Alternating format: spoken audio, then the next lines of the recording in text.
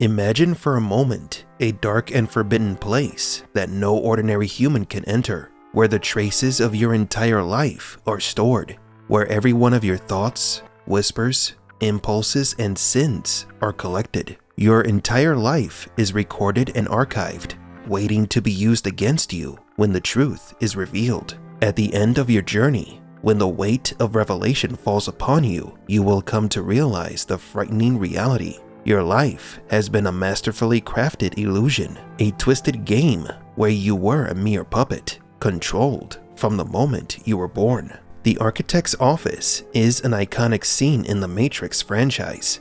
Admittedly, it is also one of the most confusing moments in the entire franchise. It is a bridge toward the final moments of the Integral Anomaly. Believe it or not, the office has been there since the first movie. The Architect was there, watching Neo's interrogation.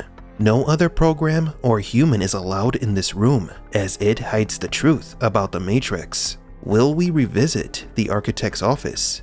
Today we will be analyzing this iconic location that may again be pivotal in Matrix 5. Welcome to Matrix Explained.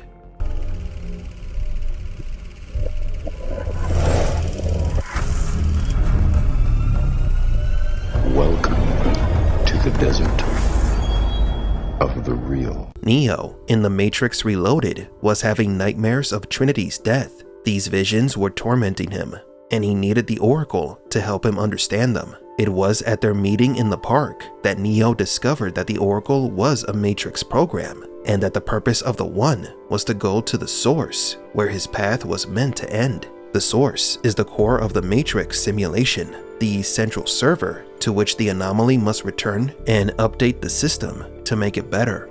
Now, what exactly is the Architect's Office within the Matrix lore? Like everything in the Matrix, it has multiple interpretations. Within the story's canon, the office functions as a reception, so to speak, where all anomalies are received. The room is designed so that only the anomaly can reach it when the time comes. The room is minimalist in design. All that is within it is a chair and countless TVs lining the walls.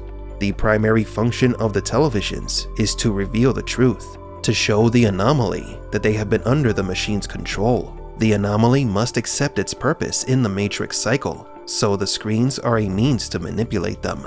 The room is the most restrictive area in the simulation. However, we know for a fact that at least 7 humans have entered it. The 5 previous versions of the anomaly, who accepted their purpose and chose to return to the source.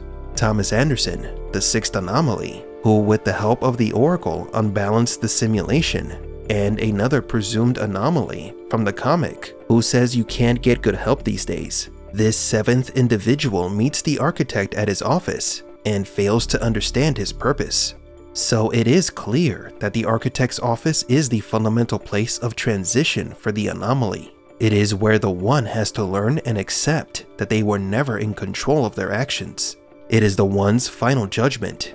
And speaking of which, like with everything else in the Matrix, the Office has a philosophical meaning behind it.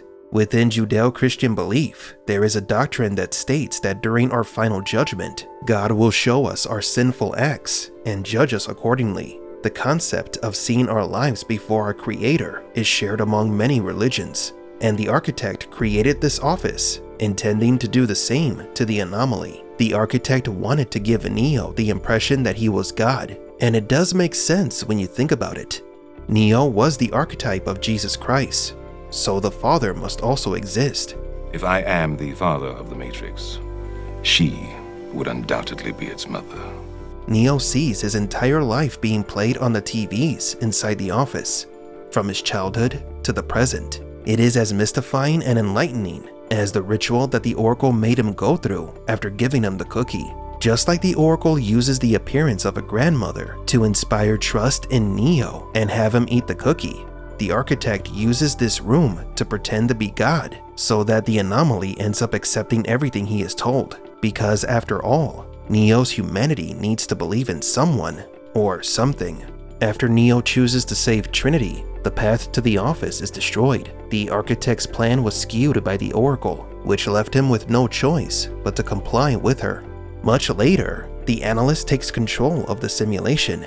But unlike the architect's office, the analyst's office isn't hidden and is much easier to access within the simulation, something the architect would have never done. It just shows how overconfident the analyst is. Now comes the fun part. What if Neo finds his way back to the architect's office in Matrix 5? It is assumed that the architect was purged, but as revealed in the Matrix Resurrections, there are pockets of code that not even the analyst can reach. That is how the Merovingian has managed to survive. Hiding inside the Matrix, the architect can still be alive, and at any moment, he can reappear and use the analyst's hubris against him.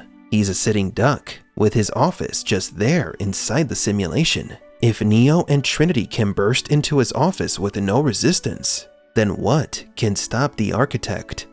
But do you agree? Will we be revisiting the architect's office in Matrix 5? What lies beyond it? Is it the truth, the source, or the home of the suits? Human Batteries 3.0 can keep all the simulations and machine cities running much longer. In fact, tests show that after just a few hours of continuous use, regular batteries wear out. But depending on the simulation, Human Batteries 3.0 can last up to 6 times longer. So keep your simulations and machine cities running longer with Human Batteries 3.0. The copper-top battery that powers the future. No regular battery looks like it or lasts like it. Are you ready to recharge your reality? Back to the Matrix, where the lights fell true. Walking through a dream, where the skies weren't blue. In this real-life nightmare, I'm just a pawn. Goddamn you, Cypher! Lost in the battle, from dusk till dawn. In these empty halls, echoes of a digital love. Trinity of phantom in the world above.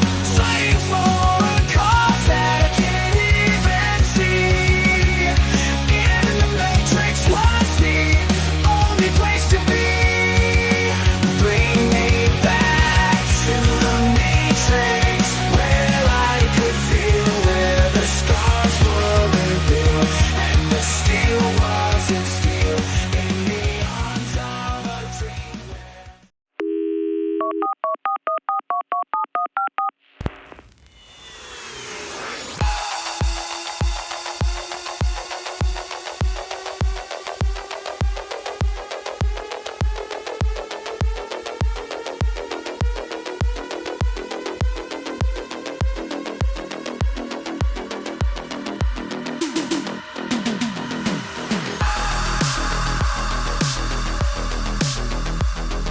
For Matrix Explained, please leave a like and subscribe.